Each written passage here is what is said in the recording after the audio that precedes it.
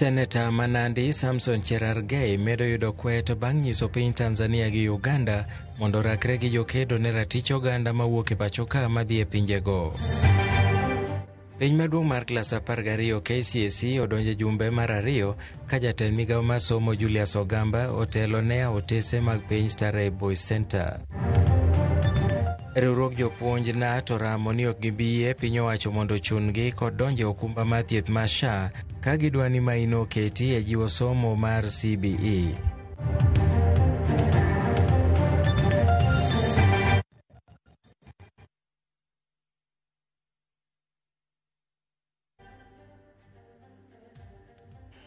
Arwakini machiegni weche manyien makagi kacha. Nyinga Milton Ocheng.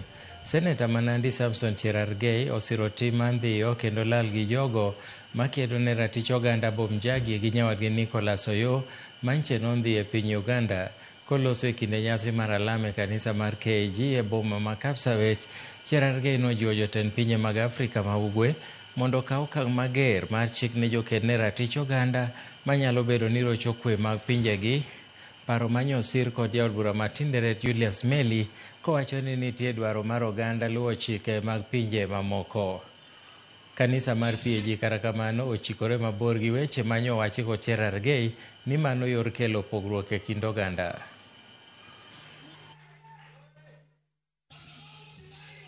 Tunashukuru Mheshimiwa Museveni alikubali kuachilia akina hawa Bomjagi na wale wengine activists. Wewe sienda kwa nyumba ya mtu unaanza kukorogana. Mimi nataka nimuulize Mheshimiwa Samia Suluhu Hassan, Mheshimiwa Museveni, I want to ask President Museveni and President Samia Suluhu Hassan, if you get any busy bodies activists who want to destabilize the sovereignty and the peace and tranquility of your country, finya hawa, warudishe nyumbani tuwamalizie. Every country iko na sheria na tabia zake. Tuheshimu tabia na mienendo za watu ya huko. Au namna gani? Vile vile wale uheshimu tabia na mienendo za watu ya Kenya. Si namna hiyo? Ili tabia zetu na mienendo zetu isilete vurugu katika eneo letu Afrika Mashariki. Jodak e gweng' ma Sunrise e kar chung' bura Manjoro e kaunti ma Nakuru odong' gi buok bang' nek mar rawera moro ma jahigni 14 manyoyud ringre e geng apaya. Min rawerano lero ni wuode nyogo ne oriti kadhi e kanisa kaachiel gi wuon mare, kata kamano ne ok oduogo dala godhiambo. Rawerano ma bende en ja klas 6 nyoyud ringre e bath apaya okinyi manyoro, ka bende muma manoting'o bende notimo remo, kama biro bang' jogweng' monjo kendo nego jogo michicha ni osebet katimo nek makamago.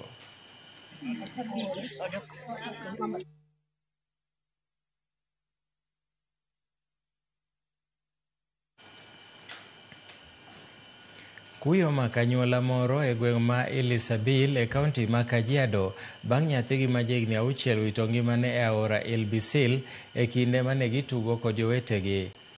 Masirano ero omiyo okwa jonyuol mondo mi obed kachiwo arita makare ne nyithindgi e kinde ni ma skunde olor kaka yor geng'o masiche makamago. Jokanyo koni jonyuol nyaka bed machiegni kod nyithindo kaluwore ni kinde rusa malachni ngima nyithindo thoro bedo mang'aw kendo nyaka koro migi arita makare. Ringre nyathino osechwal e kar kano ringre ma Kajiado ka nonro dhi nyime.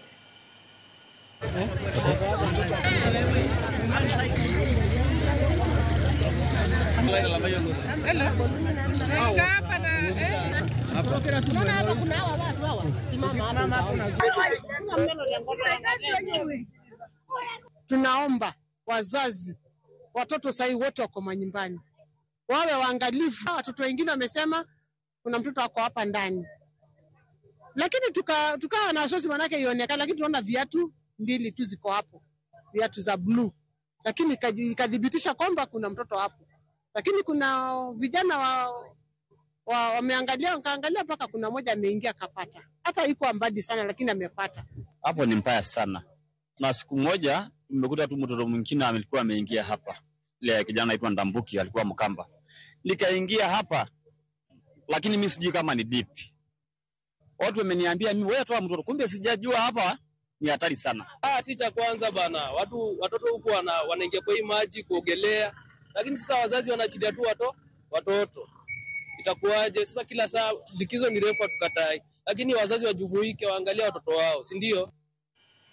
Piny maduong' mar KCSE odonje jumbe mar ariyo ka jatend migao mar somo Migos Ogamba kawuono notelo epo mar penj makamane skund sekondari mar Yawuyi ma Starehe bore Nairobi.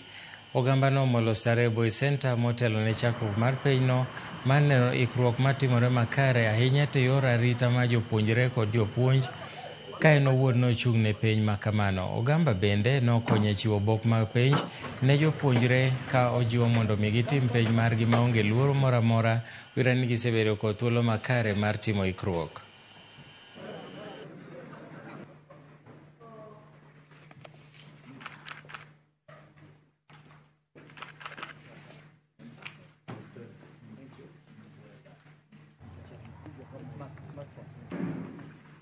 Riwruok makedo ne ratich jopuonj ma primary KUPPET bade ma Makueni okwedo mokalo dwaro mar sirikal mar daro jopuonj duto kowuok e okumba mar thieth mar Minet nyaka mano mar SHA. Jagoro mar NAT ma Makueni Benson Ndambuki owacho ni mano en sand midwa ketie ne jopuonj ni mar jotije mamoko mag sirikal oketi okumba mag ji giwegi. Osiemo duol mar TSC nokang' makamano kidek muocho tulo e pachoka mangima kendo miyo gi ng'any mokwongo mocha e chakruok mar higa manyien ka pacheno nosilwero gi jaod bura ma Kaiti Joshua Kimilu. Afya si mchezo, sio mambo ya kuchezea. It's a matter of life and death na hatutaki kulazimishwa kufanya mambo ambayo hatutaki. Kwa hivyo nataka walimu wajitayarishe in case tunapelekwa huko. Tutakuwa na mgomo wa kitaifa ambao hatutaki kutaja madhara yake. Tunaomba serikali itengeneze, ihakikishe ya kwamba hii SHA inafanya, kama ni kufanya ndio watu wetu waache kuwa na shida. Nimekuwa na wazazi wengi wakiniambia tumejaribu hii SHA ifanyi. Tunataka kuambia serikali ihakikishe ya kwamba SHA inafanya kazi, na kama sivyo turudi kwa NHI vile tulikuwa nayo mbeleni. Jaod bura ma Lego Usonga Samuel Atandi kwayo jotelo mosebudho siasa kuom higni mathoth kaluo mondo chiw thuolo mag telo ne rowere mondo chwalo nagi okang' machielo. Koloso e sach nyasi mar solomenda mar konyo kanisa moro yo Uranga, Atandi nowacho ni jotelo mosedak e siasa pok otimo madwarore mar keto nagi okang' mowinjore gibedie kata kobedo ni gisebet e telo kuom higni mathoth. Owacho ni piny Luo sani nigi jotelo matindo ma wigi bith kendo manigi chia matelo, kowacho no winjore omigi thuolo makamano. Spika mar Senate Amazon Kingi mane en wendo modhial bende nokone onagi mondo obedie sirikal manywanda. He has had politicians who have been around since Jaramogi. They were with Jaramogi when Jaramogi was alive. They were trying to help Jaramogi to become president. They failed. Then Raila Amolo Odinga adopted them. They tried to help Raila Amolo Odinga to become president. They also failed.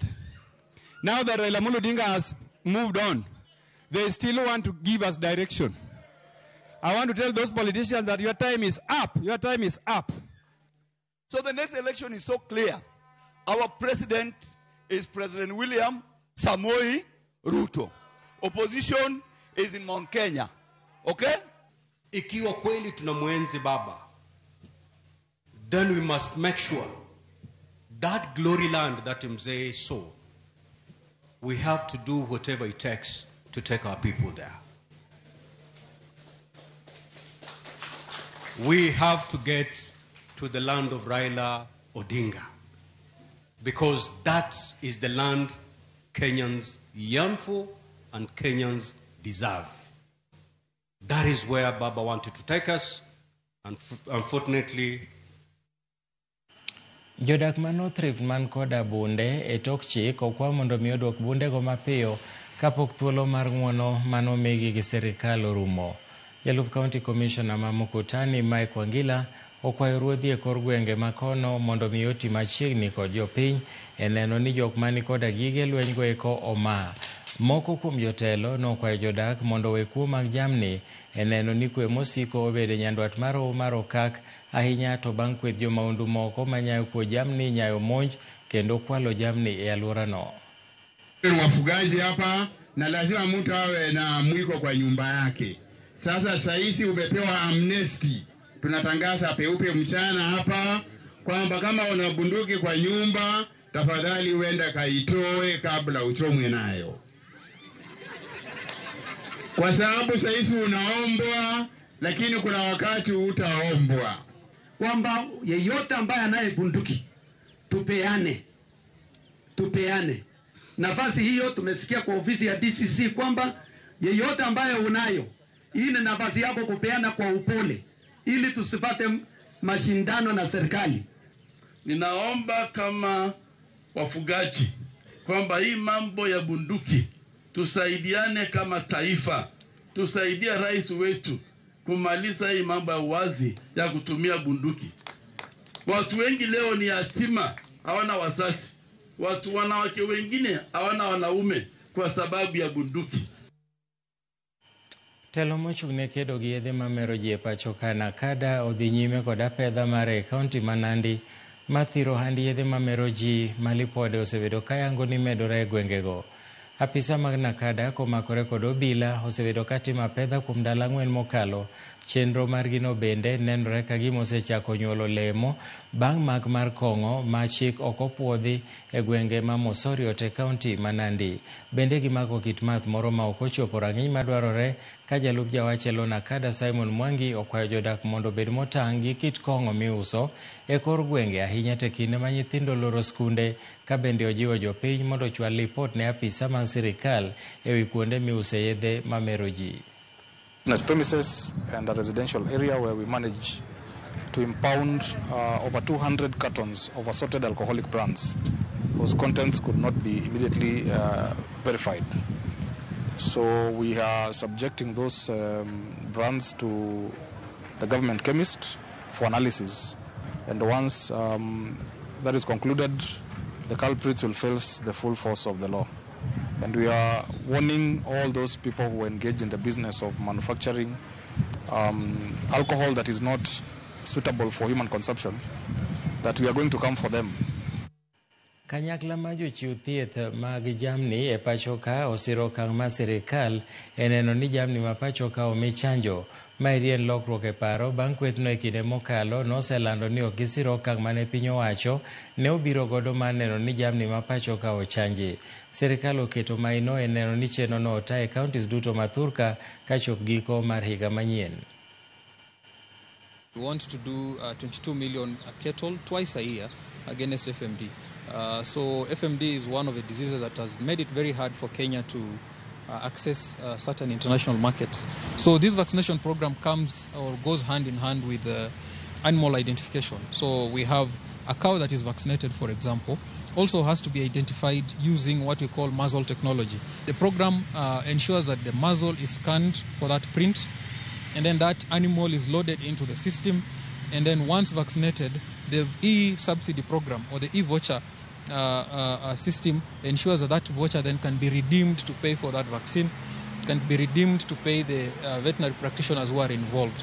That way then we are minimizing any sense of fraud or misappropriation of money, because nobody is getting the money unless the animal is vaccinated.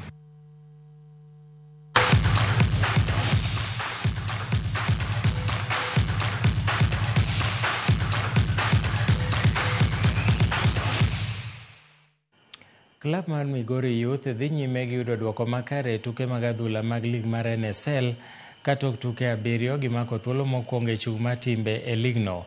Migori Youth nolo klab mar Gucha Stars 1-0 dira mokalo, ka klab mar Naivas komachielo mako thuolo mar 2 tok lo klab mar Soy United gonde 2-1 e tugi mokalo. Naivas nyaka sani nigi point 14 tok Migori Youth, ka klab mar Mofa nomogo tacho thoro ei Kabondo omako thuolo mar 10 tok logi gi klab mar MCF 1-0 odira mokalo.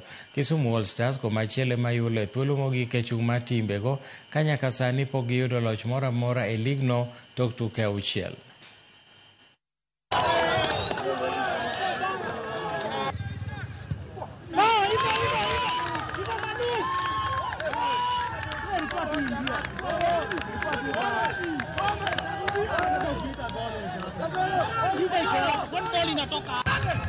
Tim mar Nairobi Polo Club nologo nde 5-2 gi tim mar Lagos Apollo Club e tuke mag ABCD mitugo faras motisi ni Lagos Incoming Tour, tuke manobagi e lap mar Nairobi Polo Club.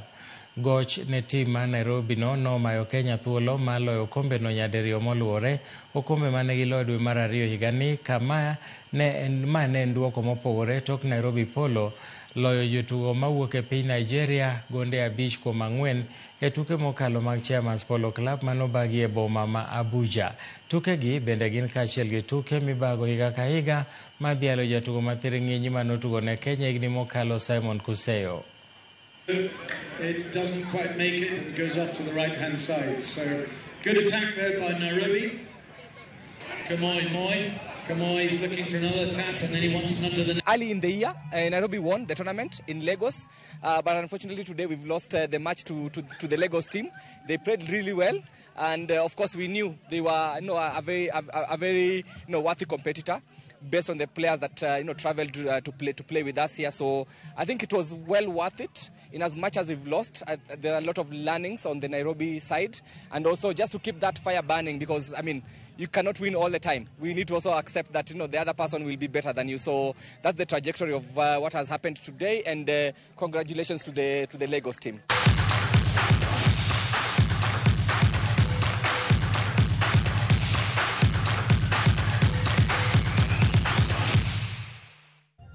Kamano nyakwara mogi mage mane waikonu weche manyien makagi kacha. Wadich ahinya odwa mar ka weche manyien koromo saa 1 waduogo gi weche manyien mag ang'ich welo to saa 3 oimore. An Milton Ochieng, oriti masani.